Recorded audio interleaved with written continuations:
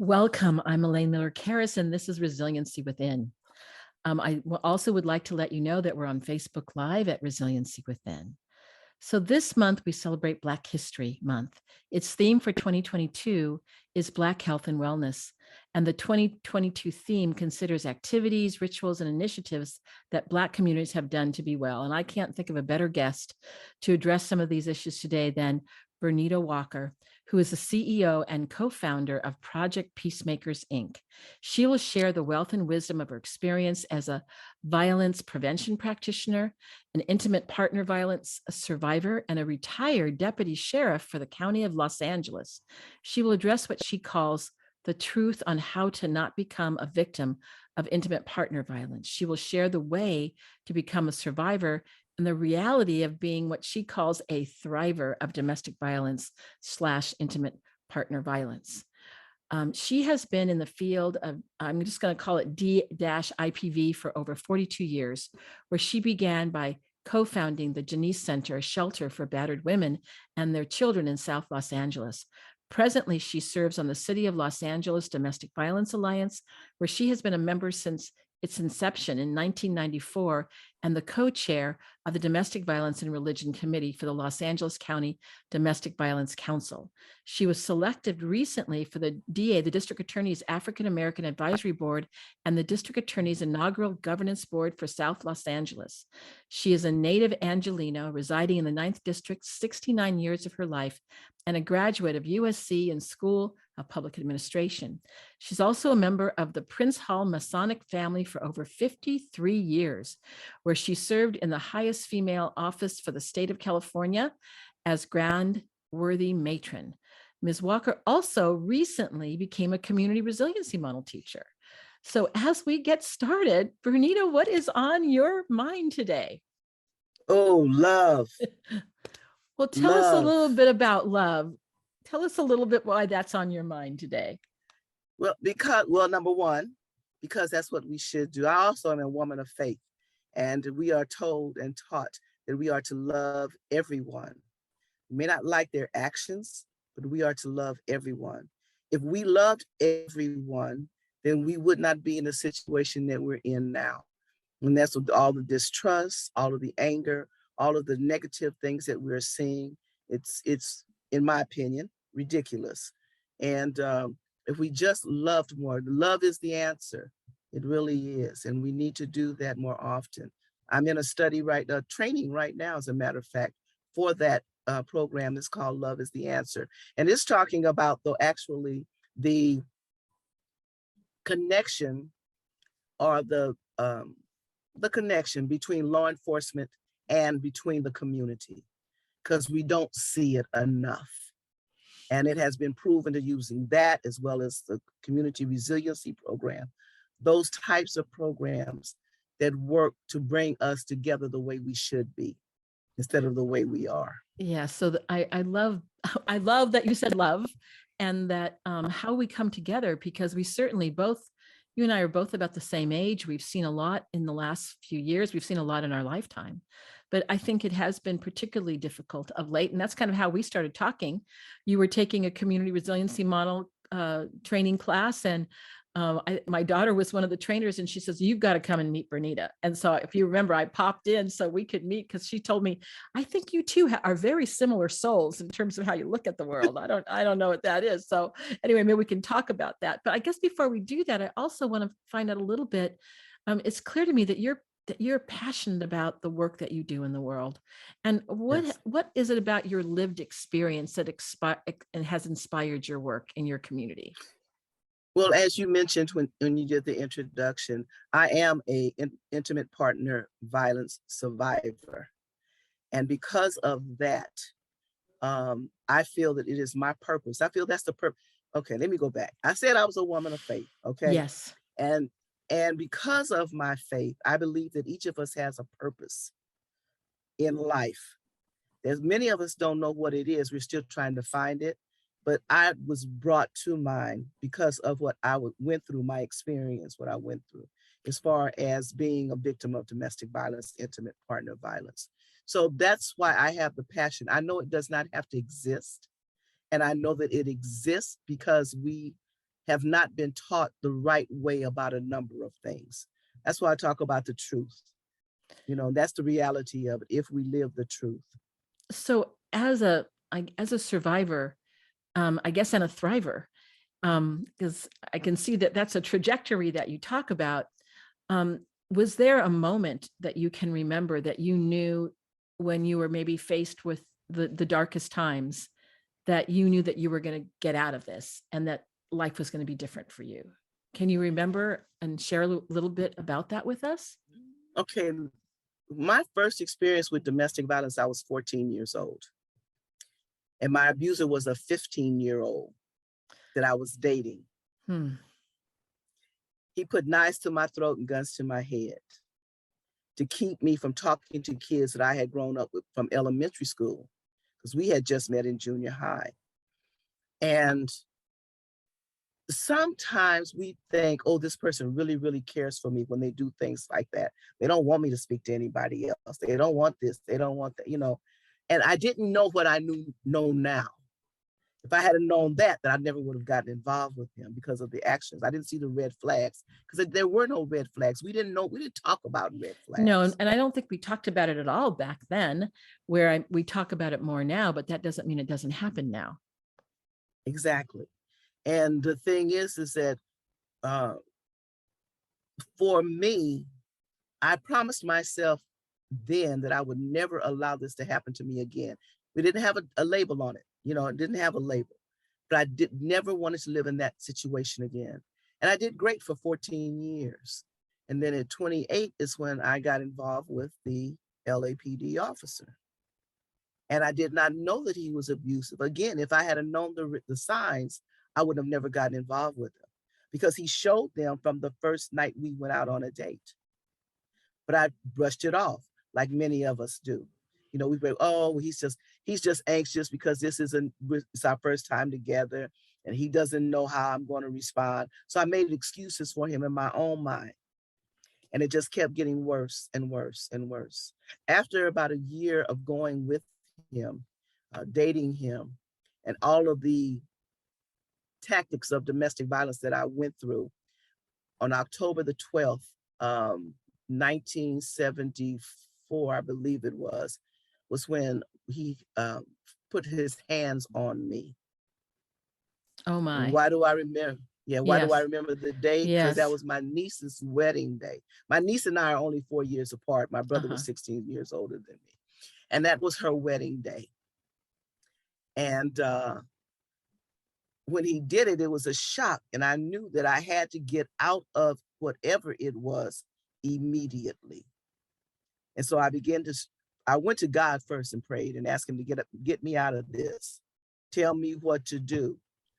And he told me, tell him to leave you alone. And I go like, yeah, right. You see how this idiot is acting? Well, and also he's also in law enforcement. That's a little bit also another whole element of fear, right? Another whole element of fear, because you don't know. You just don't know. And then I went through that for another year. And then it happened again. So I went back to God and asked him again, what do I do? And he told me the same thing. Tell him to leave you alone. And I actually cursed at God. Because I said, there you go with that same stupid stuff again. Yeah. Give me something better than that. 3 months later, it happened again. And I went back to God and God told me the same thing. Tell him to leave you alone. I said, okay, I am. I decided that I would die getting out instead of die staying in. Oh, so you would die getting out instead of die staying in. That's a very powerful statement. So that was what came out of choice. That was your choice. So then you left. No, he left. He left. No. Okay, so he left town. He left. All right. We didn't live in the same location. Okay, so he left town. All right, so he left. So he left.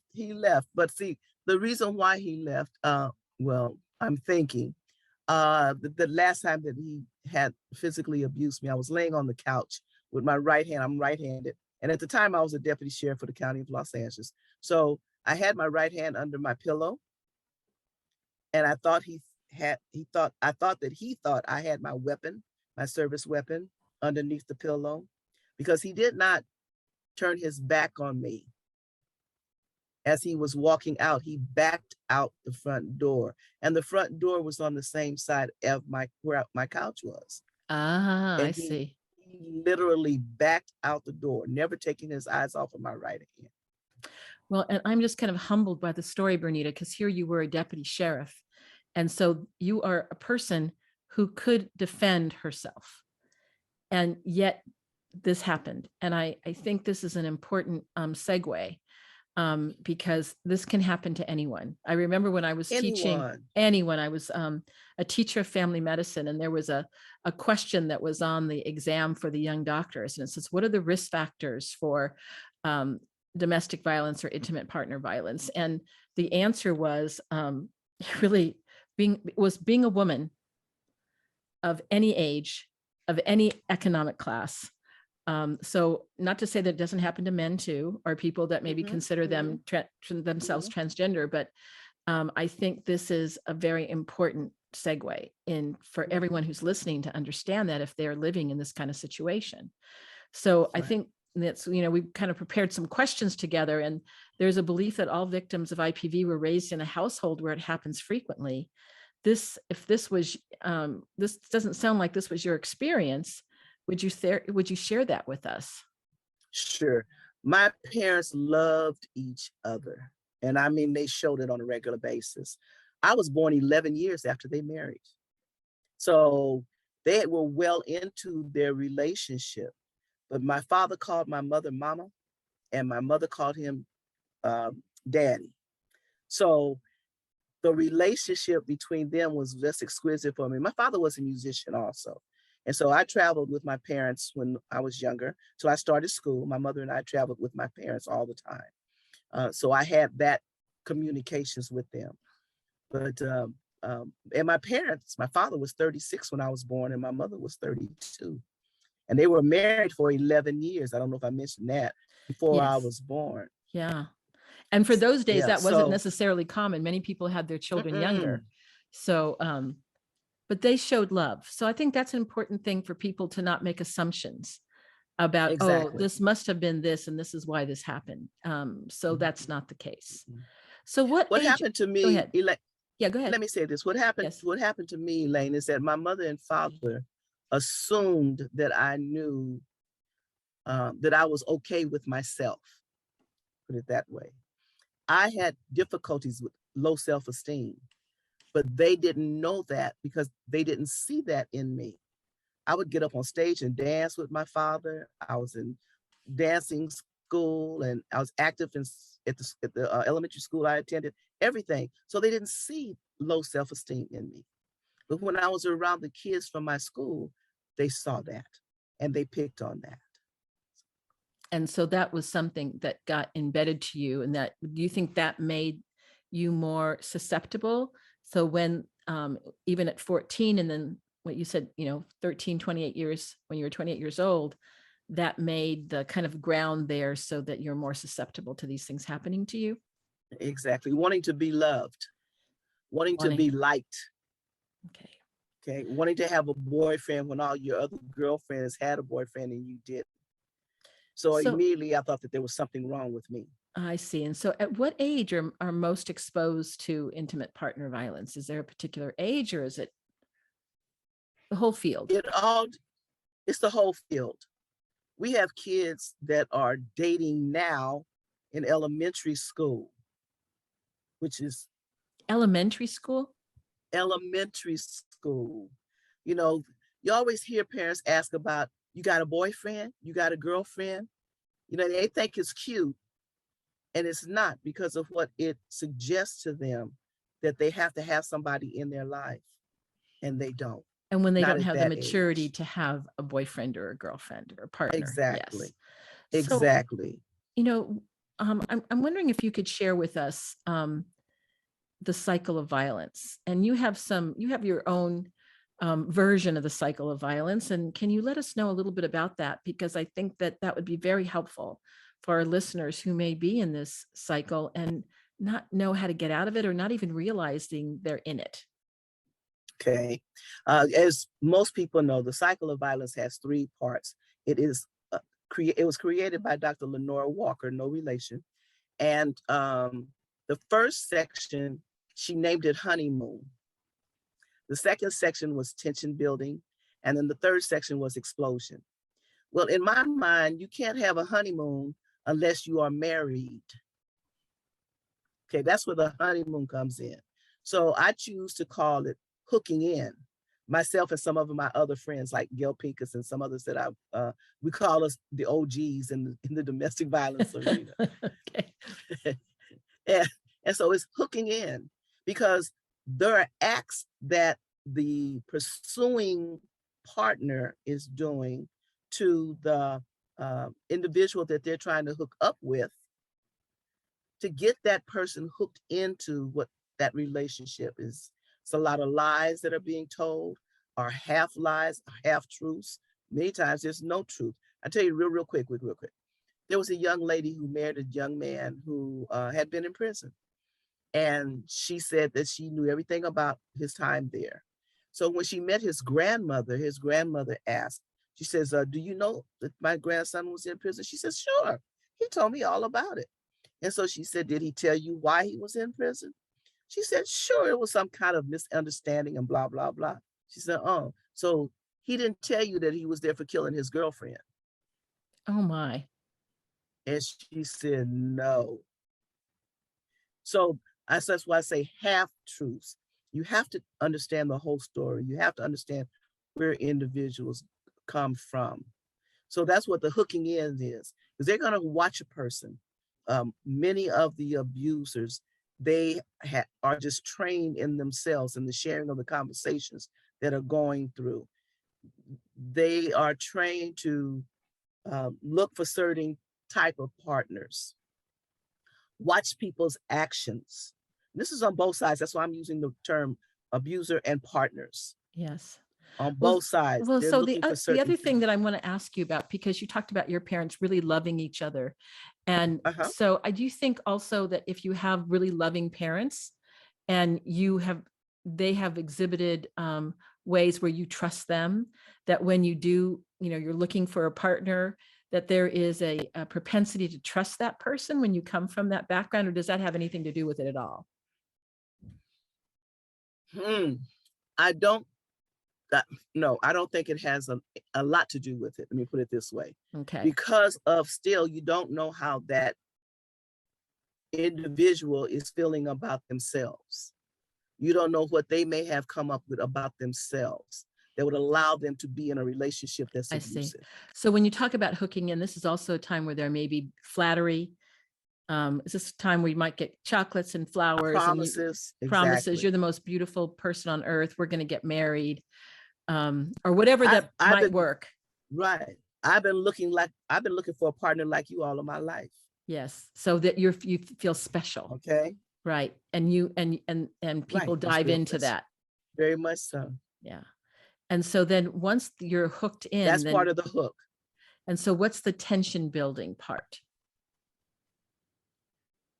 When the truth starts coming out. When the truth starts about how that person. And so what might they do? When the truth starts coming out, And what might they do? I mean, would they say, oh, you can't wear that dress, or you have to walk differently, or you need to make sure that everything looks this way in our apartment, or whatever it might be? Oh, I think you might have frozen. I'm having some problems with my stability. I see that. I just saw I'm having some problems with my stability. I can hear you well now. So I'm just wondering about, what are some of the behaviors that happens in that tension building part, in terms of maybe wanting to control the person? What do they do during that part? So people might.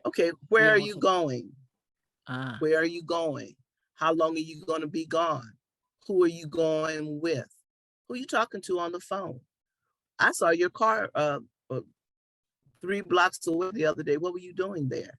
All of those types of questions as to control the victim into doing, staying in line. And so, and what's happening to the person who's being abused when this is happening, that they're trying to control you more? What like when you were going through this experience, what's going on inside of you? What are you thinking? What are you feeling? Sometimes you're feeling like that's not really it, but I don't want to get in an argument, so I'll just agree with it. You just accept it. Well, why would they say that? Or you would question it, but then you didn't want to ask them because you had seen them be negative towards you in the first place. So you just kind of go into a shell of your own. You decide that you'll stop talking to your friends. It's sort of like, if I may, um, Sleeping with the Enemy, one movie. Yes, I remember that movie. Okay, there's another one that was about a young lady who lived in, I cannot think of it. Anyway, she, she, her mother told her, he is a violent person. You do not need to be with him. And the young lady took up for him, not recognizing that he was that type of individual. Um, most of the stories that I have, of course, are men abusing women, but there are plenty of women who abuse men. Yes. And And we also, forget about that. and also people that are in same-sex relationships, women who abuse women and men who abuse other men. So Right. I think that's really important for people to understand that as well. But so if a person, um, one of the things that I think would be important are the warning signs. How Mhm. do I know that I'm in a relationship with someone that could be abusive? So if a person, as you're explaining, if they're trying to control you and asking you questions to kind of make your life smaller, that's not a good sign, is it?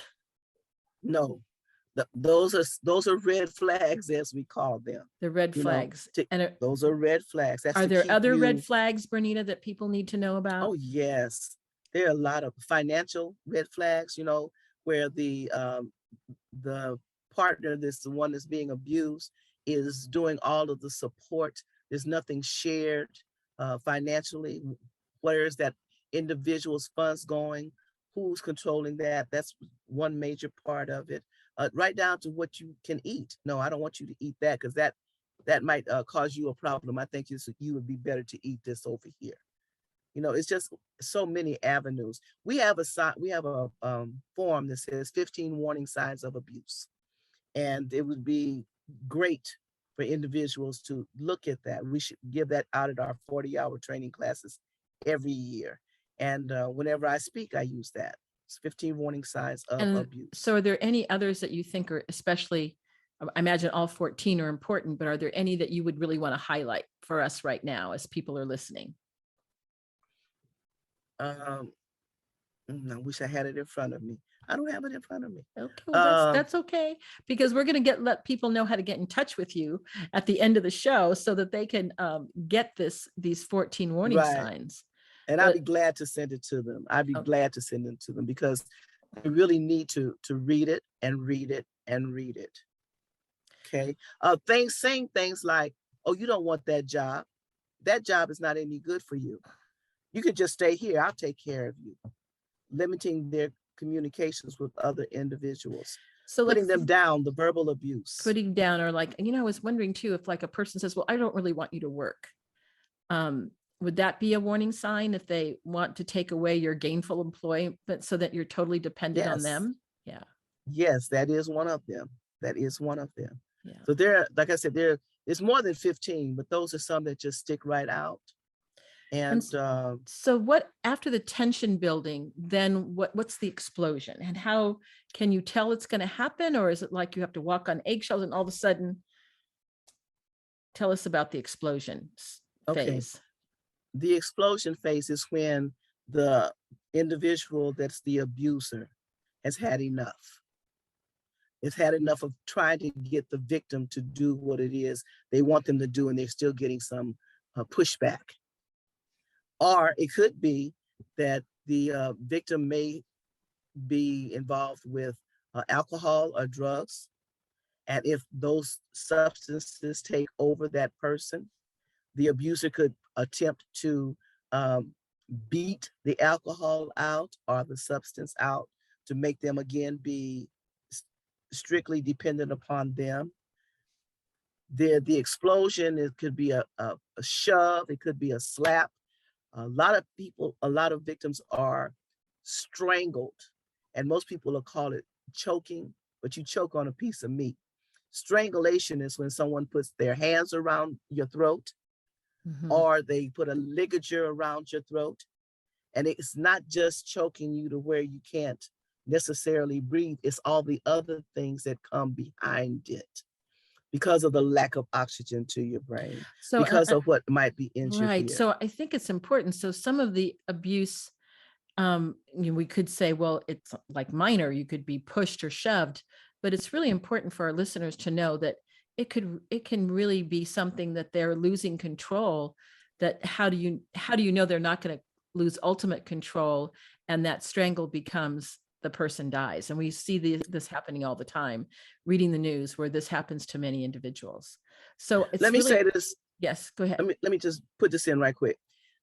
The pressure that is needed to strangle someone or to cause the reactions to the strangulation is just like a strong handshake. A strong handshake. That's all. That's all. So that's all. The pressure is not that heavy. So we want to make sure that our listeners know, as we're getting ready to take our break, is that there is help available. If you're living in a situation and if all of a sudden you're listening to Bernita and saying, oh my gosh, that is my life, that we are going to be giving you numbers at the end of the show in places where you can call for help. You can always call 911 if you're not sure, and the people that answer 911 can help you. I also have known many people who would have, like in their phone, they might have, a friend's name, but it was really 911, because they knew that if they needed to call, they needed to do it quickly, because keeping you safe in a situation that's volatile, that's escalating, this is something that's very important, maybe very important to save your life. Because the other thing that I think we've learned in our experience is that sometimes even your ways of communication can be taken away from you. So it's very important that you have a safety plan and figuring out a way out.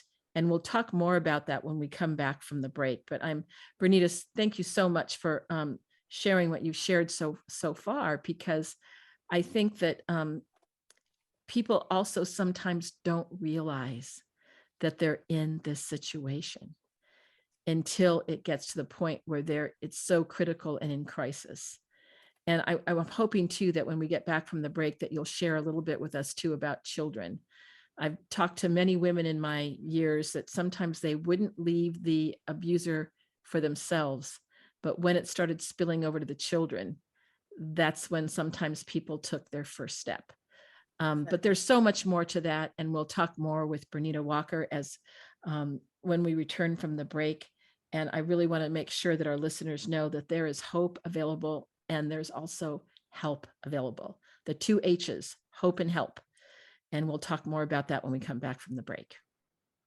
Welcome back. I'm here with Bernita Walker, the CEO and co-founder of Project Peacemakers, Inc. She is an expert on helping individuals who are experiencing domestic violence or intimate partner violence.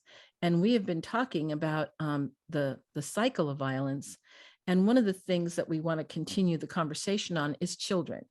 And can you say something about children that are maybe growing up in homes where the violence is happening, and whatever you think is important for our listeners to know, Bernita? Well, the first thing I want to say is that children are very precious and that they need to be protected in all ways and in any avenue that you can. It is better, in the opinion of all of us really, that if you are in a domestic violence relationship, an intimate partner violence relationship, and your children are observing you, which 9 times out of 10 they are, 99 times out of 100 they are, however, whatever ratio you want to use, they are listening to you at all times, and they are watching what you're doing, and they pick that up. They can help them to either do better or worse, especially in their actions at school. A lot of children watch individuals being bullied on a regular basis, and a lot of kids are being bullied. There are things that are being said to children by their parents that are causing them to feel not good about themselves, which opens them up to be abused by other individuals because they're feeling like, well, my parents said I was dumb. My parents said I was ugly. My parents said I was stupid, whatever it was, and kept pushing it. You'll never be anything. And they take that because this is my parent that supposedly loves me is saying this about me. So it must be true. And they take that and they put it into their makeup and it just weans on it. I remember the young man when I was 14, when I met his parents. Well, I met his mother because his father was not around. I met his mother and she had married someone else at the time. And I saw why he was acting the way that he was because of how his mother was treating him at home. She was very abusive to him. And I could see that in him. I said, oh my God. And then he had an uncle that he ran around with who was not abusive, but not was, I'm trying to think of the right word to really use, was not kind to those that he was around. So he was picking up these bad habits and it helped to put him in a place where he should not have been. So our children, they learn everything that they learn from us. They watch us, they hear they don't just hear with their ears, they hear with their eyes and vice versa. So they're little minds that really need protection. So Too many of us had our children too young. I want to say that, just say that. Well, and I Too think many of us had our children too young. And sometimes I know I've spoken to some parents that say, well, I don't think he really knows what's going on. And my experience with kids is they know what's going on, and their interpretation about what's going on too may not be correct. Because sometimes if they see the arguments are happening between their mother and their father, for example, they may think they caused the problem. And sometimes the person who is being abused does things to protect the children. And so it may have been some of the causation of the argument, but that doesn't mean it's the child's fault. And so then the child's carrying then also the shame and the guilt of feeling like, well, if I wouldn't have said this, then mommy wouldn't have said this to daddy and daddy wouldn't have hit mom. So I just really want people to hear that, in terms of what you're saying is so important. And also to know that there are shelters that will take families. And so that if you are in a situation, I mean, this is true in many parts of the United States. I know that in some countries, there also are systems of support, not in every country, but that children are picking up what's in the house, and then they can become, sadly, sometimes they become the abusers in the next generation. So I want to talk a little bit about that, actually. So in terms of the development of abusers, I mean, we're talking a little bit about it now.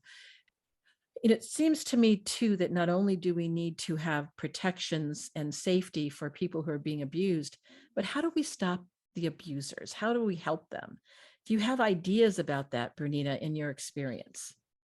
Okay. In the state of California, and I believe it's all over the United States at this point, there are batterers treatment programs, and they have them for male and female, so that regardless of what side, and they have them also in the LGBTQ community as well.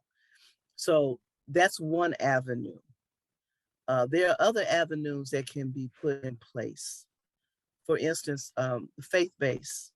It's very important that pastors, priests, rabbis, imams understand the issues about domestic violence so that they can properly assist their families and their congregation. Schools, if they had more information in schools about domestic violence and not to brush it off. We've had reports of teachers literally talking down to the children, and their children are already going through something and they don't know what the child is going through, but yet they're putting the child down. That creates other things. It's just a conglomerate of things that need to be addressed that we're not addressing. And we're working on it in the field of domestic violence. We are working on it, but it's a long road.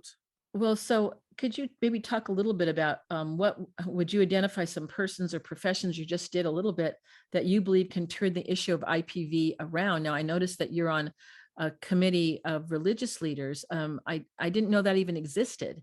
So that's in the county of Los Angeles, where In the people county of from, Los so Angeles. can you tell us a little bit more about that coalition of individuals that come together? And I mean, maybe there are other communities around the world that might want to think about doing something similarly to what we're doing in LA.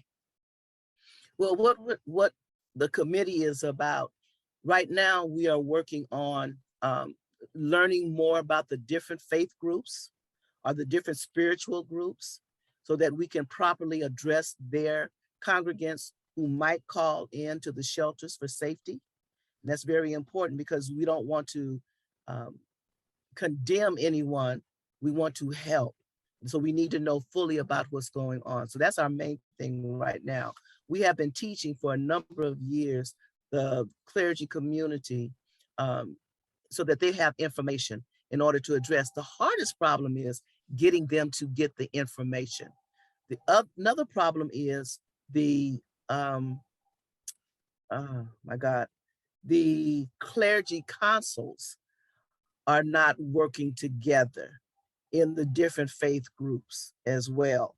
So these are the issues that we're trying to close the gap. In Los Angeles, we have 2 clergy councils that I know of that are out of Department of Mental Health here in Los Angeles. And then there are other groupings for the different, So the clergy can't think councils of the then are word. trying to be able to share with other clergy members, right? That these are some things Right. that we've done in terms of getting the education to our congregants, so that, so Yes. it sounds to me that, I kind of want to, I'm hearing it really needs to be a groundswell. It's not only the peacemakers and other organizations that Right. are working towards helping to end domestic violence, but it's how, what are the faith leaders doing? What is the county mental health doing? How are people working together? But I guess I also want to you to share a little bit about, I think the county of Los Angeles has, their law enforcement has changed. Could you tell us a little bit about that change? Because I know there's Sure. advocates, and that's a really important, I think, part of what's changed. Right. Well, one of the things for the last 25 years that I know of, there are DART programs that are in the city of Los Angeles. The DART program is domestic abuse response teams. I know that they have it in Alaska as well. We have some in Canada. They are all over. And what this team is comprised of is at least one trained domestic violence advocate and one trained officer in domestic violence. The best operation is to have at least 2 cars, one that goes to the scene to first contain the scene and then to bring the DART car in. It needs to be set up as a separate unit, not just a DART car, but a full unit, just like they have juvenile unit, robbery unit, homicide unit. It needs to be a domestic violence, intimate partner violence unit so that it can be properly addressed. If this was done properly, if this was done correctly, then the crime numbers would go down because many of the individuals that are committing crimes are persons who have gone through the abuse as children or as a teenager. They've been raised up in those type of houses and they have anger inside of them and they don't know any other avenue to get released from it because it hasn't been identified yet. Well, and I guess that brings me to my next question, is that we met because you became a community resiliency model teacher. And, part of the skills of the community resiliency model is hopefully to help people who may have had a lot of trauma, who may have anger. There's specific skills that can help get the anger out of your body. So hopefully that you don't act out on your family members or your community. Can you talk a little bit about your experience with the community resiliency model and what your vision is? Because I know when we've spoken before, you had a lot of ideas, Bernita, about what you wanted to do. So can you help me understand what you what you want to do for our Voice America folks? She's got a big old smile on her face right now. So I'm just gonna say, okay, let me know what you're thinking, Bernita. Okay, what I'm thinking is that more people need to understand the community resilience model. That's the first thing. They need to understand that there are triggers that we have inside of us that are not always gauged toward what we're thinking. And so we need to be able to understand what that trigger is, identify it, and when it comes up, already have in place some resources that we can use to calm that down and to get us grounded again.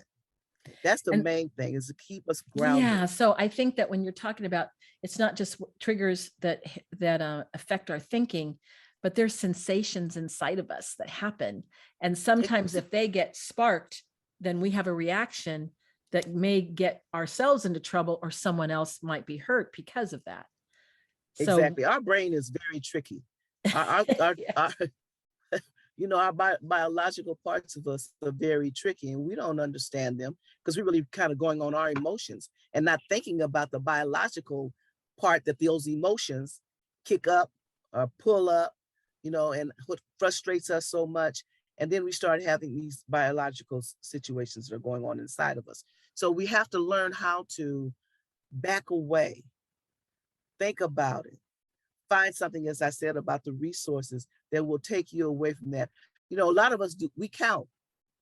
You know, So like we'll count 10, from 1 9, to 8, 10, 7, 6, 5, 4, 3, 2, 1. It can be, I mean, and then I take a did that deep breath. fast, right? So if we can Right, learn how to calm the biology, it also can exactly. calm the emotions, and it can also Mhm. bring clear thinking on board. And I think that's My, what we my both point have seen exactly. and what we've been excited Right. about when you had shared your ideas, with us, especially with all the, places that you're involved with in the county of Los Angeles, and how that might be able to impact people in a different way. Because I think, one Definitely. of the things that I get concerned about is, how do we put the brake on it? And, also right now, there's so much divisiveness in the country. And I Uh-huh. know we started out by talking about love, but sometimes people don't feel very loving towards each other. Exactly. And that's the reason that they don't is because they really don't love themselves. Right. And so Okay. this is, yeah, That's the whole key. You yes. have to learn to love yourself. If you, even going back to what we were talking about as far as going through domestic violence, if I had loved myself back then I would have known that that was not healthy for me. But because I didn't, I let that negativity slip in. So after I learned about loving myself, then I go like, no, I know I love me too much to go through that. I don't need to be taught how to be who I am because you don't really know who I am. You know, that situation. So it's right on time.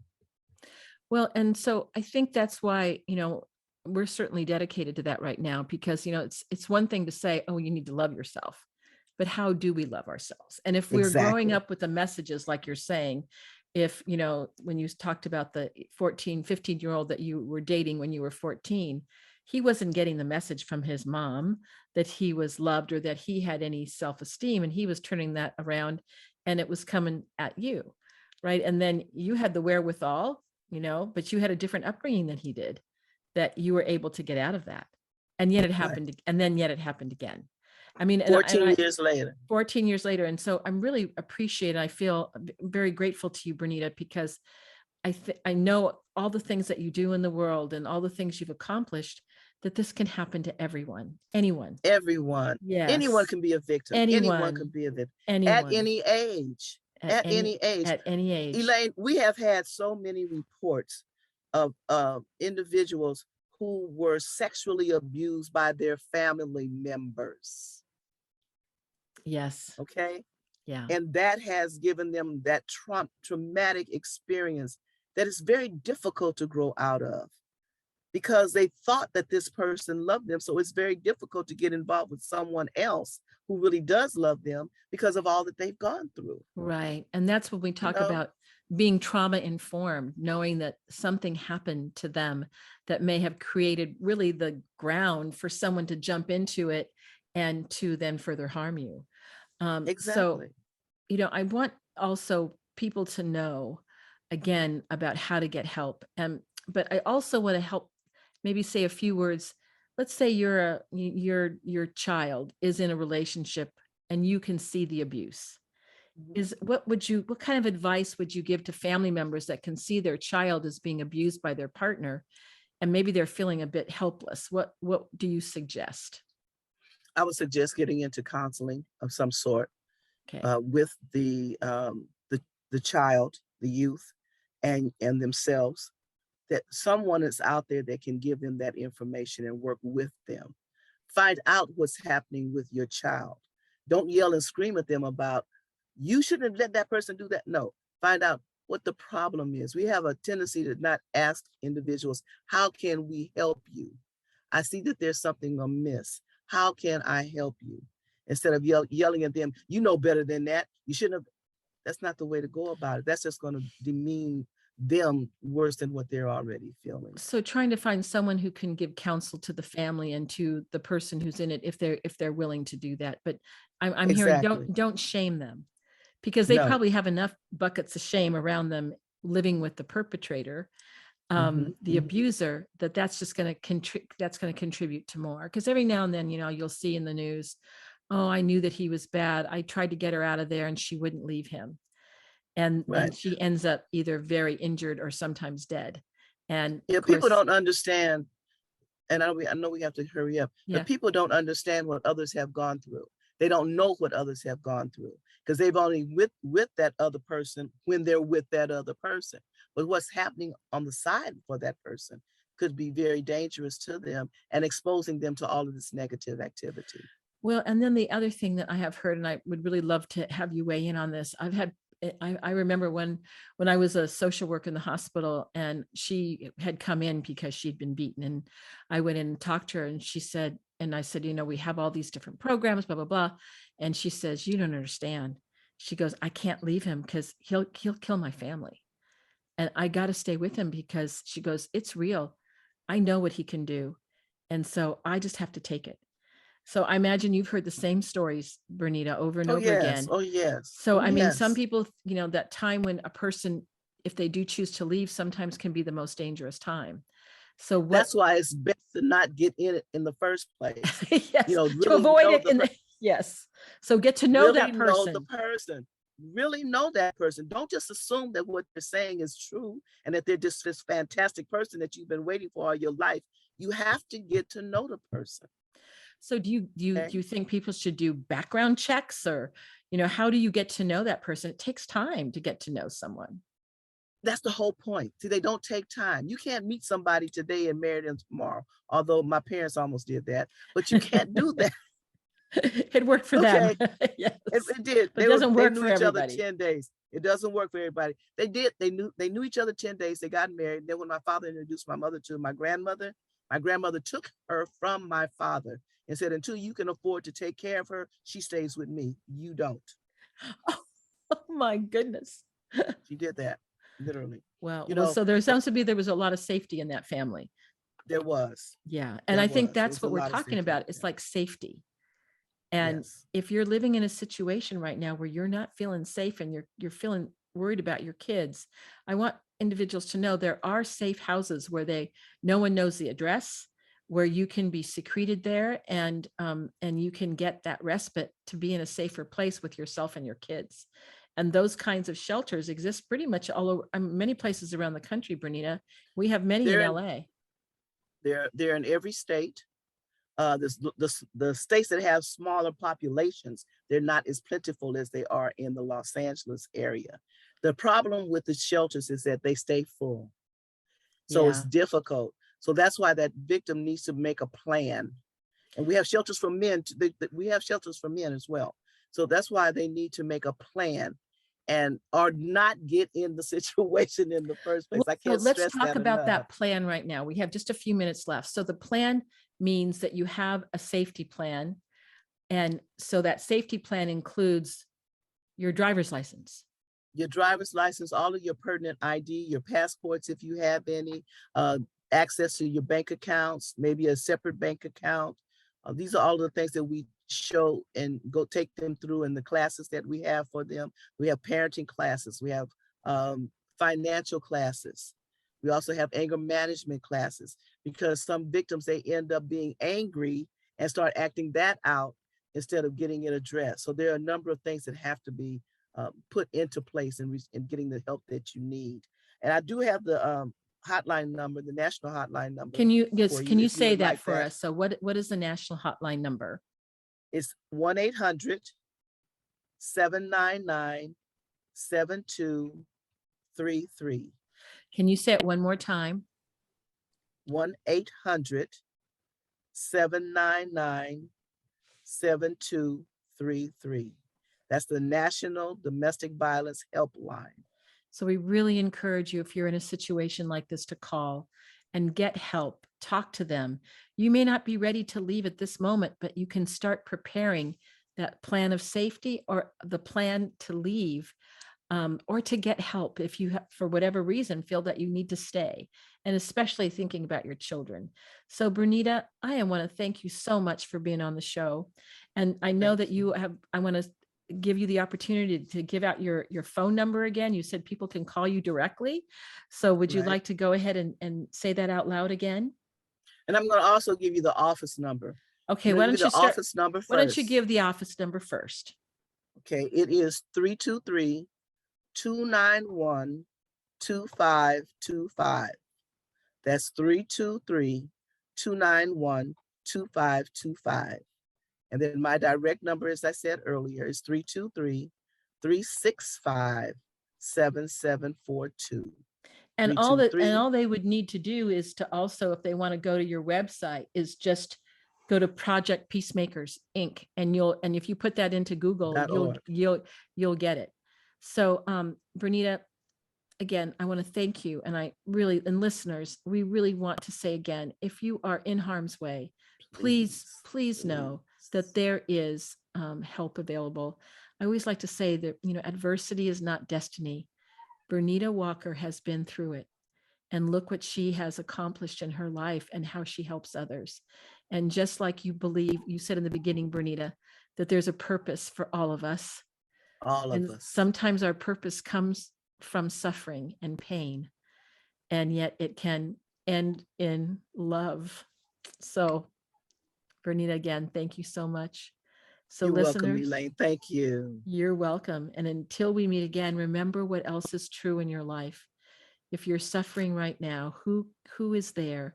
It might be your faith. I can hear from Bernita, her faith helped walk her through some of the dark times of her life, but it could be a friend. It could be as you look at your child and maybe want something different for them.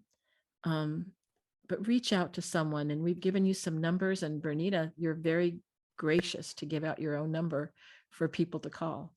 So God bless you, Bernita, until we meet again. All the time. Yes, I could tell all the time. God bless you. Thank you so much.